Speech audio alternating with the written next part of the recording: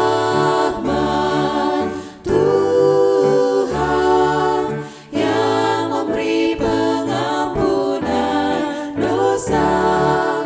Rahmat Tuhan lebih besar dari dosaku.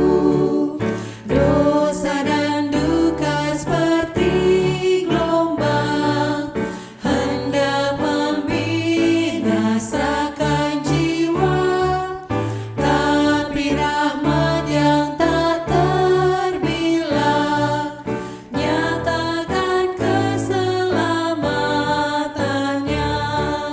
Rahmat Tuhan yang memberi pengampunan dosa. Rahmat Tuhan lebih besar dari dosaku. Rahmat ajaib tiada bandingnya diberikan pada yang percaya. Hai engkau yang rindukan Yesus, mari terima sekarang rahmat-Nya. Rahmat Tuhan yang memberi pengampunan dosa. Rahmat Tuhan lebih besar dari dosaku.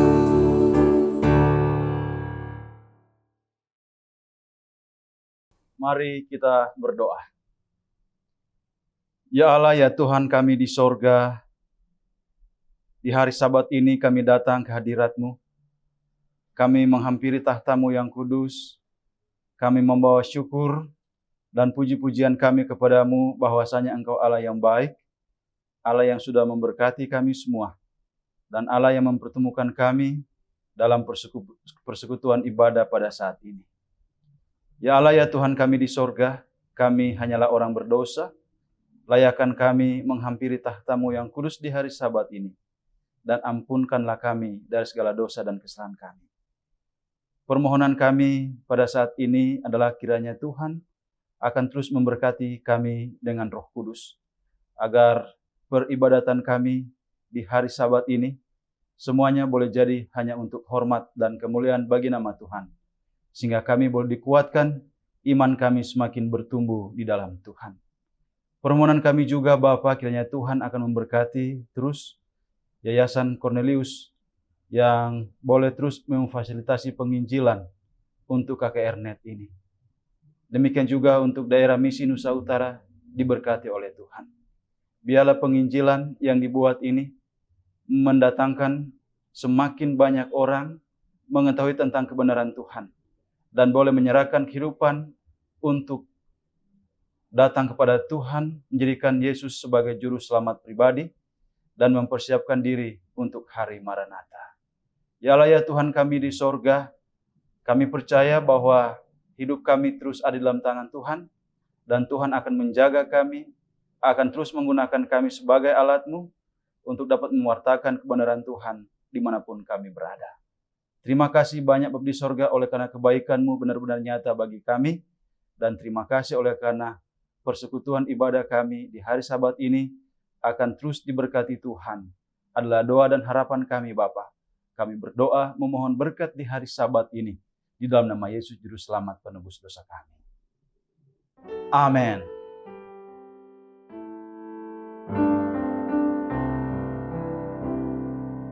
Jadilah Tuhan kehendak-Mu, Engkaulah Khalik, aku debu. Jadikan aku sesuka-Mu, aku menunggu di kaki-Mu.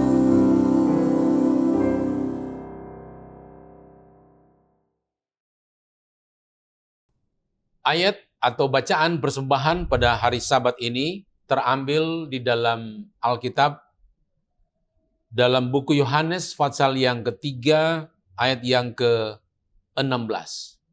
Kita ikuti bersama. Karena begitu besar kasih Allah akan dunia ini, sehingga Ia telah mengaruniakan anaknya yang tunggal, supaya setiap orang yang percaya kepadanya tidak binasa, melainkan beroleh hidup yang kekal. Umat yang dikasihi oleh Tuhan. Melalui bacaan persembahan pada Sabat ini, Alkitab dengan jelas memberikan informasi kepada kita. Oleh karena kasih Allah yang besar kepada dunia ini, sehingga Ia telah mengorbankan anaknya yang tunggal untuk kepentingan kita semua. Dan contoh pengorbanan ini adalah contoh yang harus kita ambil, yang harus kita tiru di dalam kehidupan kita. Bahwa harus ada pengorbanan-pengorbanan yang harus kita lakukan di dalam kehidupan kita. Ada begitu banyak berkat yang Tuhan telah nyatakan di dalam kehidupan kita masing-masing. Setiap hari, setiap saat Tuhan telah memberikan begitu banyak berkat. Itulah sebabnya dengan hati yang tulus, dengan hati yang ikhlas, marilah kita memberikan persembahan-persembahan terbaik kita yang akan kita berikan pada hari Sabat ini. Sehingga nama Tuhan dapat dipuji dan dimuliakan. Dan kehidupan kita akan semakin diberkati oleh Tuhan. Oleh karena kita rela memberikan persembahan-persembahan kita untuk membantu kelancaran bagi pekerjaan Tuhan di mana saja, teristimewa di jemaat-jemaat di mana saya dan saudara berada. Kiranya Tuhan dipuji dan dimuliakan, dan mari kita memberi dengan hati yang tulus, dengan hati yang ikhlas untuk kemuliaan bagi nama Tuhan. Mari kita berdoa. Bapa di sorga, Allah pencipta langit dan bumi dan segala isinya, Allah sumber berkat, sumber kehidupan bagi kami umat-umat-Mu. Di siang hari Sabat yang suci yang diberkati, Tuhan boleh memberkati masing-masing kami dimanapun kami berada. Kami boleh dapat berbakti di hari Sabat ini dengan penuh sukacita. Bahkan kami boleh dapat mengumpulkan persembahan dan persepuluhan. Biarlah persembahan dan persepuluhan yang telah kami kumpulkan, Tuhan akan memberkati untuk dapat memajukan pekerjaan Tuhan, menuntun banyak jiwa datang kepada Tuhan, disiapkan untuk berada di dalam Yerusalem baru nanti. Bapa di sorga, memberkati pimpinan kami dari General Conference, Divisi Uni dan daerah, bahkan di jemaat. Biarlah Tuhan akan terus memberikan hikmat, kebijaksanaan, akal budi sorga di dalam kepemimpinan untuk memajukan pekerjaan Tuhan lewat organisasi Gereja Masih Advent hari ke-7. Tuhan berkati juga Yayasan Cornelius. Biarlah Tuhan akan terus pakai mereka di dalam memajukan pekerjaan Tuhan yang ada di atas dunia ini. Terlebih khusus bagi kami di daerah Misi Nusa Utara. Agar kami boleh dapat bekerja bersama di dalam memajukan pekerjaan Tuhan di tempat ini. Menyiapkan jiwa-jiwa untuk berada dalam Yerusalem baru. Bapa di sorga memberkati semua umat-umat Tuhan dimanapun mereka berada. Di dalam setiap usaha pekerjaan mata pencarian mereka. Buka tingkap langit ya Tuhan dan curahkan berkat-berkat sorga. Biarlah berkat hari Sabat ini Tuhan selalu limpahkan dalam kehidupan kami. Hari ini sampai Maranatha. Di dalam nama Yesus Tuhan dan Juru Selamat kami berdoa mengucap syukur. Amin.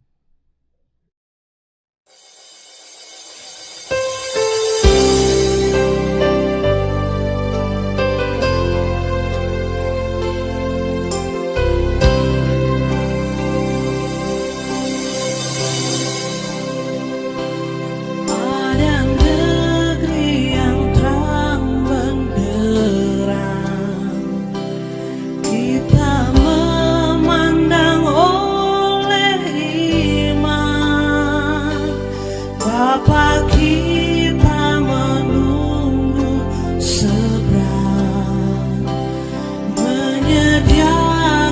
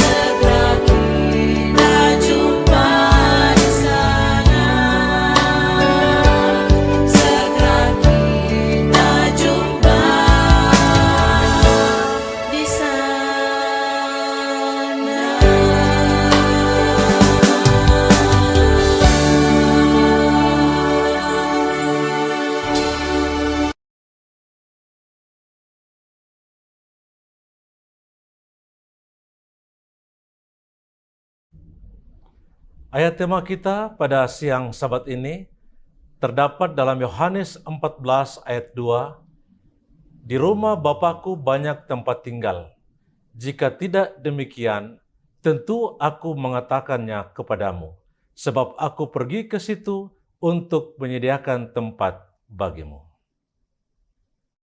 Saudara umat Tuhan yang terkasih, Anda sedang tergabung bersama kami Cornelius Media dalam acara Sahabat Raya dan penutupan kebaktian kebangunan rohani dengan tema Happiness with Jesus. Sahabat ini, pekabaran firman Tuhan akan dibawakan oleh Pendeta Warno Suleh MTH. Menikah dengan Ibu Heli Manengkei, keluarga Suleh Manengkei dikaruniai Tuhan 2 orang anak. Dan saat ini, pendeta melayani sebagai Ketua Gereja Masih Advent Hari ke-7 Daerah Misi Nusa Utara. Judul pembahasan firman Tuhan Sabat ini adalah Bahagia Bersama Yesus. Untuk menyambut khotbah, mari kita nyanyikan bersama-sama lagu tema Happiness is the Lord.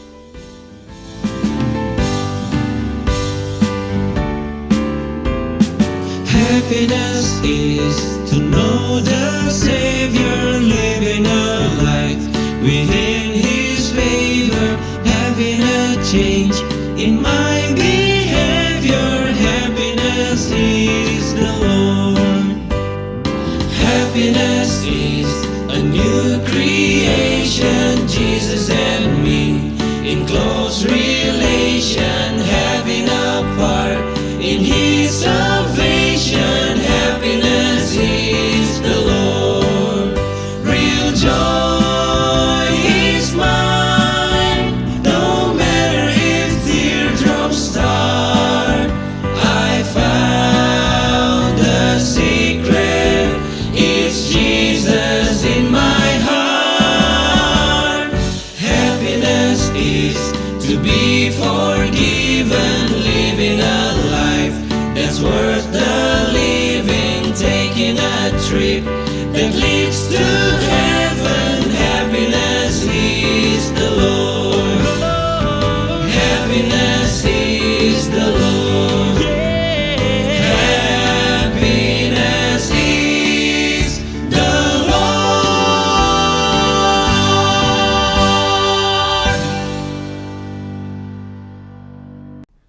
Shalom, selamat hari Sabat. Kita bersyukur tentunya kepada Tuhan pada hari Sabat ini. Melalui berkat penyertaan-Nya, kita berada dalam keadaan yang diberkati oleh Tuhan dan kita boleh dapat merayakan akan hari Sabat. Mari kita sama-sama kita tunduk kepala, kita berdoa. Bapa di sorga, kami bersyukur atas hari Sabat yang Tuhan berikan kepada kami. Kami boleh merayakan akan hari Sabat Tuhan. Kami memohon kuasa Roh Kudus-Mu mengurapi hati pikiran kami. Terlebih saat firman-Mu akan hamba-Mu sampaikan. Kiranya firman ini dapat membawa kehidupan kami semua. Kami lebih dekat, lebih setia kepada Tuhan. Sanggupkan kami semua, sehingga kami dapat memahami firman-Mu. Di dalam nama Yesus, hamba-Mu persembahkan doa ini. Amin. Shalom, selamat hari Sabat kepada seluruh umat Tuhan, dimanapun berada. Sepanjang sepekan ini, kita sudah bergabung dalam ibadah kebaktian kebangunan rohani NEM. Pada malam pertama, kita sudah mempelajari secara bersama-sama bahagia dalam ketekunan. Kita tahu bersama bahwa jika kita menikmati kebahagiaan, maka tentu saja kita akan mengambil waktu kita, meluangkan waktu kita untuk mempelajari akan kebenaran firman Tuhan. Pada malam yang kedua kita juga sudah mempelajari bahagia dalam pengharapan. Ini merupakan keinginan bahkan harapan dari semua umat manusia yang hidup di kolong langit ini akan peristiwa kedatangan Yesus pada kali yang kedua. Dan ini merupakan keinginan, harapan agar kita dapat menjemput Yesus datang pada kali yang kedua.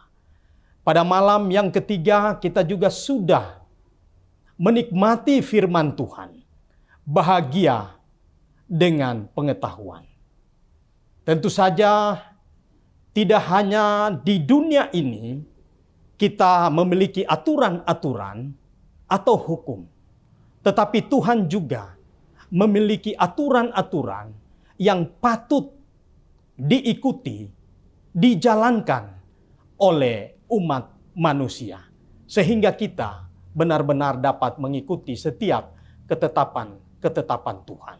Pada malam yang keempat kita juga telah menikmati firman Tuhan, yaitu bahagia dalam kesetiaan. Tuhan memiliki rencana di dalam kehidupan kita sebagai umat-umatnya. Kita tidak hanya beristirahat sepanjang hari dalam hidup ini, tetapi Tuhan menghendaki satu hari, yaitu hari Sabat, kita boleh dapat beristirahat dari setiap tugas pekerjaan di dalam mencari nafkah hidup. Untuk apa? Untuk menyembah Tuhan. Dan pada malam yang kelima, yaitu bahagia dalam ketulusan. Kita telah mendengar pekabaran tentang bahagia dalam ketulusan. Tentu saja kita menginginkan agar tubuh kita ini sehat. Kalau tubuh kita sehat, maka ini juga tergantung cara dan apa yang kita masukkan ke dalam tubuh kita. Apakah itu makanan ataupun minuman yang kita konsumsi setiap saat. Kita menghendaki agar kehidupan kita ini sehat, maka mari kita makan, mari kita minum sesuai petunjuk dari pencipta kita, yaitu Tuhan kita. Dan pada malam yang keenam adalah bahagia dalam kepastian. Bahagia di dalam kepastian adalah sebuah penyerahan hidup kita kepada Tuhan melalui baptisan yang kudus. Dan ini merupakan rencana Tuhan di dalam kehidupan kita. Ini adalah sebuah penyerahan yang total kita kepada Tuhan. Ini merupakan pengakuan kita terhadap Allah kita sebagai pencipta. Dan kita harus mengikuti ketetapan-ketetapannya melalui baptisan yang kudus. Bapak Ibu umat Tuhan yang dikasihi oleh Tuhan. Pada perayaan Sabat ini adalah juga merupakan puncak dari kegiatan kebaktian kebangunan rohani NET, Yayasan Cornelius, dan daerah misi Nusa Utara. Kita sangat bersyukur kesempatan-kesempatan yang istimewa ini boleh kita dapatkan untuk menyampaikan kabar sukacita kepada Bapak Ibu umat Tuhan dimanapun berada. Pada hari Sabat ini, tema kita adalah bahagia bersama Yesus. Bahagia bersama Yesus. Jika kita melihat bahkan menikmati penerbangan udara dengan menggunakan pesawat yang sangat modern di era zaman ini, maka hampir sebagian besar manusia rindu untuk melakukan perjalanannya lewat udara. Dengan perjalanan penerbangan yang sangat cepat, maka orang-orang yang mampu dari segi keuangan, mereka bisa menikmati makan pagi di satu kota, makan siang dan malamnya di kota atau negara yang lain. Betapa hebatnya penerbangan di zaman modern ini. Pengetahuan mengalami pertambahan atau peningkatan yang sangat pesat. Namun, sebelum semuanya ini terjadi, sebuah kota yang disebut Yerusalem baru atau surga telah disediakan oleh Tuhan kepada umatnya. Menjadi pertanyaan bagi kita, di manakah surga berada. Di manakah surga berada? Rasul Paulus berkata di dalam buku 2 Korintus pasalnya yang ke-12 ayat 2 hingga ayatnya yang ke-4. Di sana berkata bahwa surga atau Yerusalem baru itu adalah di langit yang ketiga yang juga disebut Firdaus. Umat Tuhan yang berbahagia, mari kita lihat kepastian apakah yang telah dijanjikan Kristus kepada murid-muridnya pada waktu perpisahan mereka. Yohanes pasal 14 ayat 1 hingga ayatnya yang ketiga berkata. Di dalam buku Yohanes pasal 14 ayat 1 hingga ayatnya yang ketiga. Janganlah gelisah hatimu, percayalah kepada Allah, percayalah juga kepadaku. Di rumah Bapakku banyak tempat tinggal. Jika tidak demikian, tentu aku mengatakannya kepadamu. Sebab aku pergi ke situ untuk menyediakan tempat bagimu. Dan apabila aku telah pergi ke situ dan telah menyediakan tempat bagimu, aku akan datang kembali dan membawa kamu ke tempatku, supaya di tempat di mana aku berada, kamu pun berada. Bapak Ibu umat Tuhan, maksud kepergian Kristus tentu saja berlawanan dengan yang dikhawatirkan oleh murid-murid.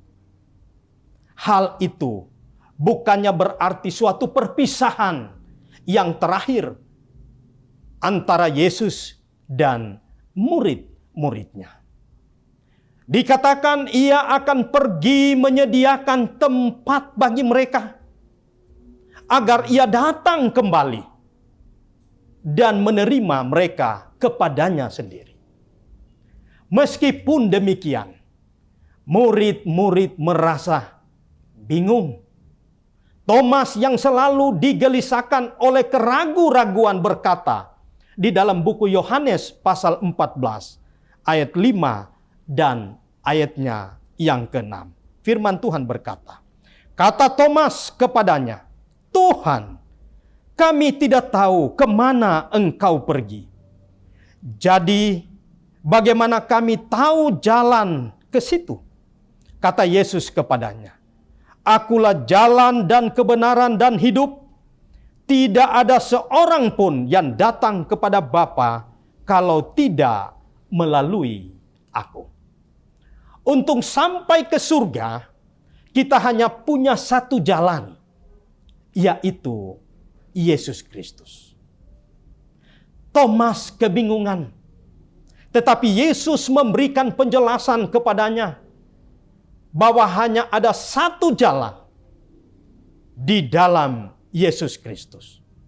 Untuk sampai ke surga kita hanya punya satu jalan, yaitu Yesus Kristus yang menjadi jalan kita. Tidak banyak jalan menuju ke surga. Masing-masing tidak boleh memilih jalannya sendiri.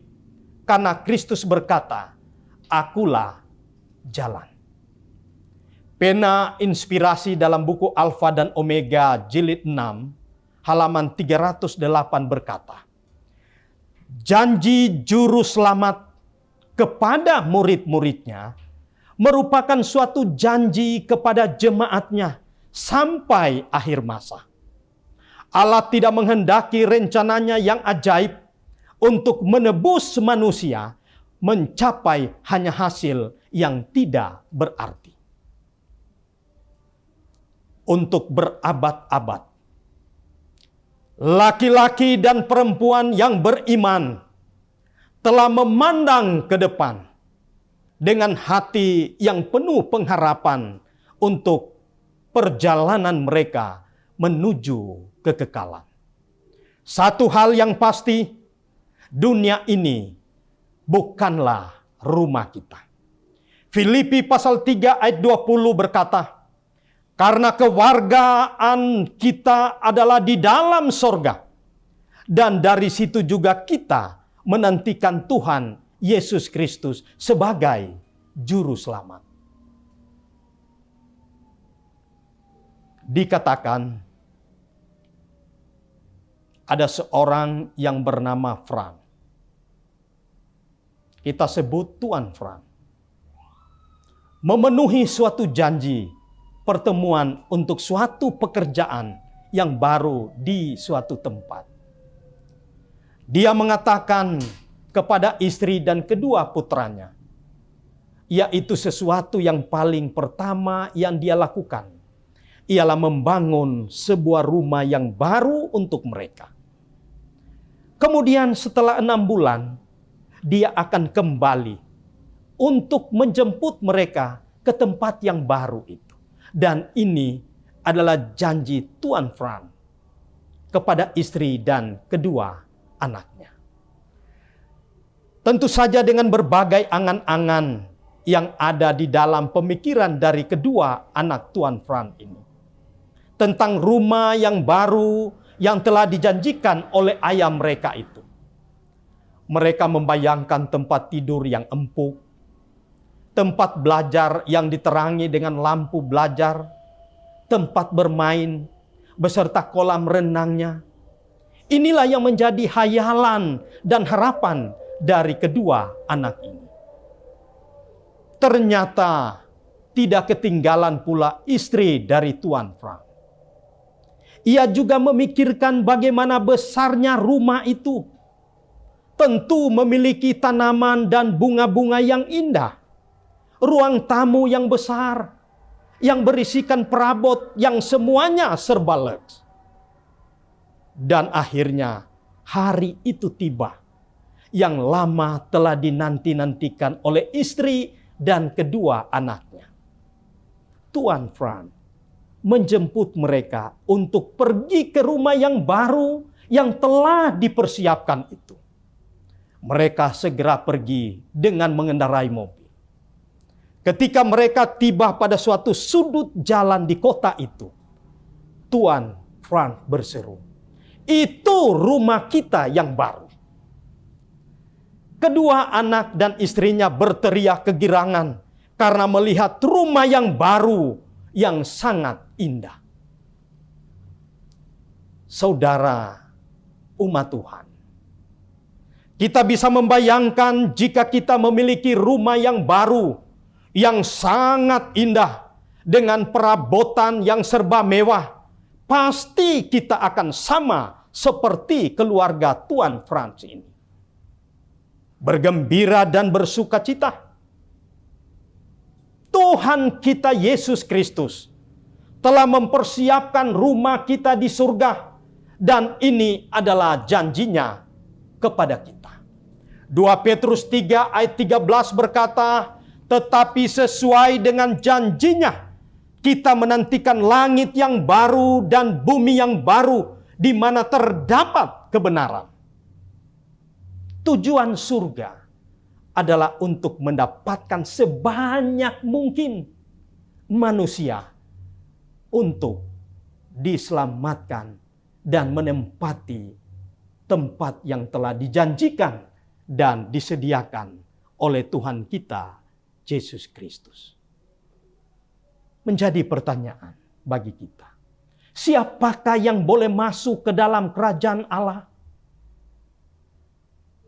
Tentu saja kita merindukan agar kita boleh masuk ke dalam kerajaan kota yang kudus, Yerusalem, yang telah dijanjikan tidak hanya kepada murid-murid Yesus, tetapi juga kepada kita di akhir zaman ini.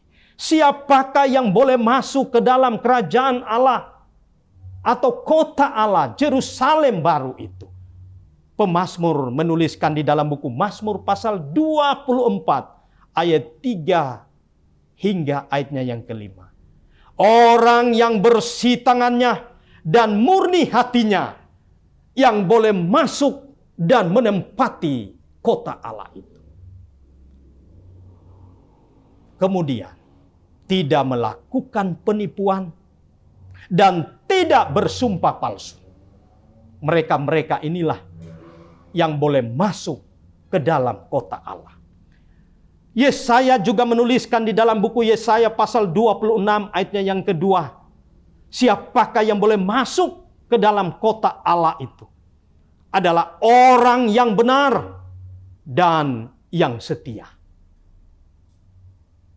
Siapakah yang tidak boleh masuk? Kalau yang tadi siapakah yang boleh masuk? Saat ini siapakah yang tidak boleh masuk ke dalam kota Allah? Yerusalem baru, kerajaan Allah ini. Wahyu 21 ayat 27 berkata, sesuatu yang najis, orang yang melakukan kekejian atau dusta, yang tidak boleh masuk ke kota ini. Wahyu 22 ayat 15 juga menjelaskan, yang tidak boleh masuk ke dalam kerajaan Allah, yaitu tukang sihir, orang-orang sundal, pembunuh, penyembah berhala, dan mencintai dusta. Tidak akan masuk ke dalam kota Allah. Bagaimanakah bentuk kondisi fisik kita nanti di dunia baru atau di Yerusalem baru ini? 1 Korintus pasal 2 ayat 9 berkata, tetapi seperti ada tertulis, apa yang tidak pernah dilihat oleh mata, dan tidak pernah didengar oleh telinga, dan yang tidak pernah timbul di dalam hati manusia, semua yang disediakan Allah untuk mereka yang mengasihi Dia. Tidak ada lagi penyakit yang dialami manusia di kota Allah ini. Di Yerusalem baru ini. Tidak ada lagi penyakit yang dialami oleh Bapak Ibu, oleh umat Tuhan. Seperti yang kita alami pada saat ini. Berbagai penyakit yang terjadi menimpa kehidupan kita. Tetapi di kota Allah, kerajaan Allah, Yerusalem baru yang disediakan dan dijanjikan oleh Tuhan kepada kita, tidak ada lagi penyakit yang akan dialami oleh manusia. Yesaya 33 ayat 24 berkata, tidak seorang pun yang tinggal di situ akan berkata, aku sakit. Dan dikatakan semua penduduknya akan diampuni kesalahannya. Tidak hanya penyakit, tetapi kesalahan diampuni oleh Tuhan. Kemudian, tidak ada lagi kematian atau duka cita. Tentu saja kita merindukan kota yang telah disediakan, dijanjikan oleh Tuhan. Dijanjikan tidak hanya kepada murid-murid Yesus, tetapi ini juga dijanjikan kepada kita. Bahwa tidak ada lagi kematian atau duka cita menimpa umat manusia. Wahyu pasal 21 ayat 4 berkata, dan ia akan menghapus segala air mata dari mata mereka, dan maut tidak akan ada lagi. Tidak akan ada lagi perkabungan atau ratap tangis atau duka cita, sebab segala sesuatu yang lama itu telah berlalu. Kalaupun peristiwa duka cita, linangan air mata, kesedihan, oleh karena kita terpisah dengan orang yang kita kasihi melalui kematian. Tetapi saat kita hidup bersama Tuhan di dalam kerajaannya, di Yerusalem baru, di kota Allah yang telah Ia janjikan, peristiwa-peristiwa yang terjadi di dunia ini, duka cita, linangan air mata, kesedihan, oleh karena kita berpisah dengan orang yang kita kasihi, tidak akan pernah terjadi lagi.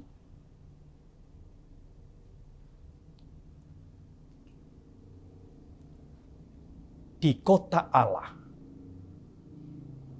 kita akan saling mengenali satu sama lain. Melalui tingkah laku kita yang unik ini, melalui intonasi suara kita, melalui kepribadian kita masing-masing, kita akan saling mengenali satu sama lain. Saat kita bersama Tuhan, bersama seluruh umat tebusannya dari penjuru muka bumi ini masuk ke dalam kota Allah ini. Kita tidak berarti tidak mengenal satu dengan yang lain. Tetapi dikatakan bahwa kita saling mengenal satu dengan yang lain. Sahabat-sahabat kita yang siap dan diselamatkan oleh Tuhan, di kota Allah ini kita akan saling mengenal satu dengan yang lain. Puji Tuhan, betapa baiknya Tuhan. Dan sorga adalah tempat yang sejati. Sorga adalah tempat yang menjadi idaman dan harapan kita umat yang hidup di kolong langit ini. Tidak ada satu orang pun yang berkata bahwa aku tidak mau hidup di kota Allah, di dalam kerajaan Allah, di Yerusalem baru. Hampir semua kita memiliki kerinduan agar kita boleh hidup bersama dengan Tuhan. Karena di dalam kerajaannya ini kita dipenuhi dengan sukacita. Surga adalah tempat yang sejati. Yesaya pasal 11 ayat 9 berkata, tidak ada yang akan berbuat jahat atau yang berlaku busuk di seluruh gunungku yang kudus, sebab seluruh bumi penuh dengan pengenalan akan Tuhan, seperti air laut yang menutupi dasarnya. Orang-orang yang telah mengenal Tuhan, orang-orang yang telah hidup bersama Tuhan, tidak akan melakukan hal-hal yang jahat di kota Allah. Karena kehidupan kita telah dibaharui oleh Tuhan kita. Yesaya pasal 60 ayat 18 berkata, tidak akan ada lagi kabar tentang perbuatan kekerasan di negerimu, tentang kebinasaan atau reruntuhan di daerahmu. Tidak akan terjadi peristiwa-peristiwa yang terjadi di dunia ini. Kadang kita merasa takut. Kita mendengar kabar-kabar tentang perbuatan-perbuatan kekerasan yang menimpa saudara-saudara kita.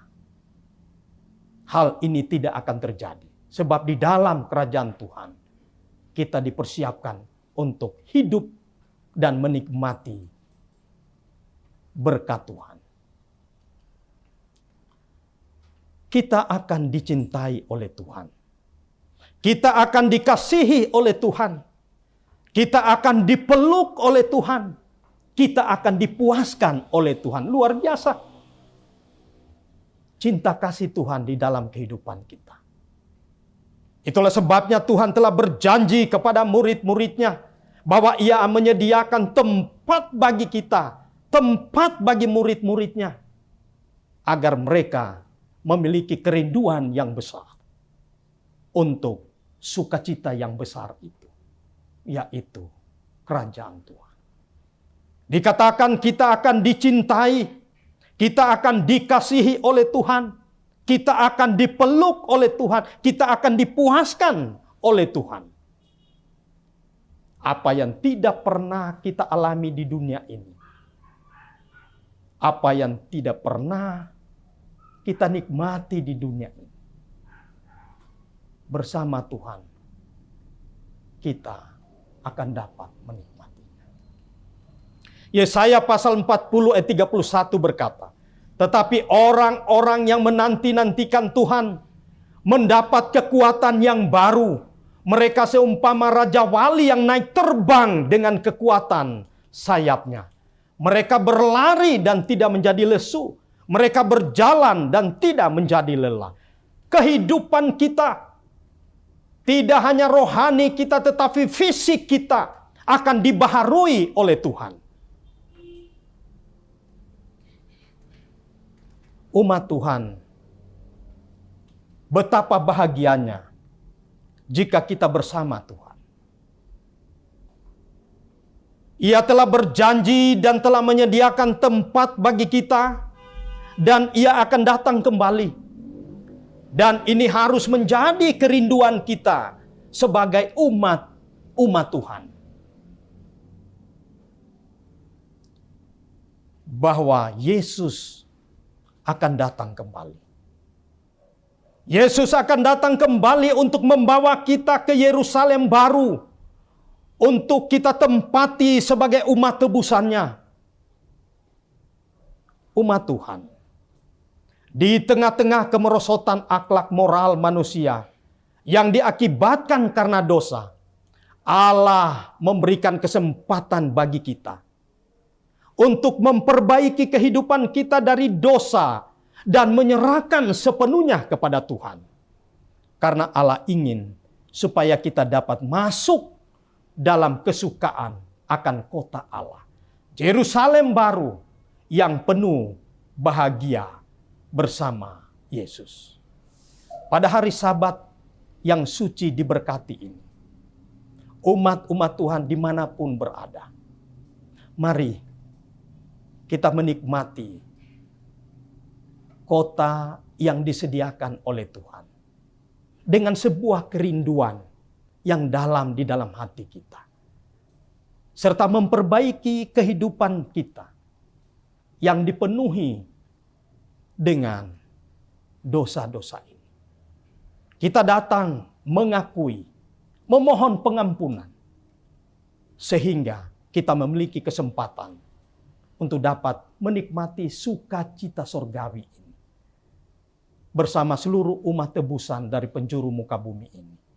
Saat Dia datang menjemput kita, maka Tuhan akan membawa kita untuk hidup di dalam kota Allah, Yerusalem baru yang telah Ia sediakan. Kiranya Tuhan memberkati kita semua. Kiranya Tuhan menolong kita semua, sehingga kita menyerahkan hati dan hidup kita sepenuhnya kepadanya. Dan kita akan dapat bertemu dengan Dia dan masuk ke dalam kerajaan. Tuhan memberkati kita semua. Adalah doa dan harapan kita. Mari kita tunduk kepala dan kita berdoa. Bapa di sorga, kami mensyukuri berkat-Mu. Janji-janji kasih-Mu boleh nyata dalam hidup kami. Kami boleh bertemu dengan Tuhan di dalam kerajaan-Mu saat Engkau datang menjemput kami. Kami boleh menikmati kota Allah yang Engkau telah janjikan dan persiapkan. Kiranya Tuhan menilik hati masing-masing kami. Biarlah kami tetap setia kepada Tuhan. Biarlah kami dapat melakukan yang terbaik di dalam Tuhan. Sehingga ada sukacita boleh terjadi di dalam kehidupan pribadi bahkan keluarga kami. Kami berdoa untuk umat-umat Tuhan yang sepanjang sepekan ini telah mengikuti kebaktian kebangunan rohani NEM. Kiranya berkat-Mu menjadi bagian umat-umat Tuhan. Kami juga berdoa bagi Yayasan Cornelius. Kiranya Tuhan memberkati. Berikanlah hikmat dari surga. Berikanlah kesehatan, kekuatan. Baik kepada pimpinan, bahkan seluruh pengerja yang ada. Sehingga kami dapat menyatukan hati kami untuk tetap setia kepada Tuhan. Satu janji pengharapan yang Tuhan berikan. Saat mana Engkau datang, kami boleh masuk ke dalam kerajaan. Dan kami boleh hidup di kota Allah, Yerusalem baru yang Kau sediakan bagi kami. Terima kasih Tuhan, terpujilah nama-Mu.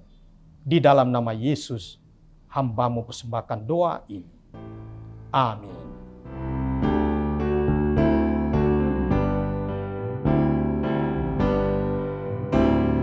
Kita memiliki pengharapan menyambut datangnya Tuhan. Iman kita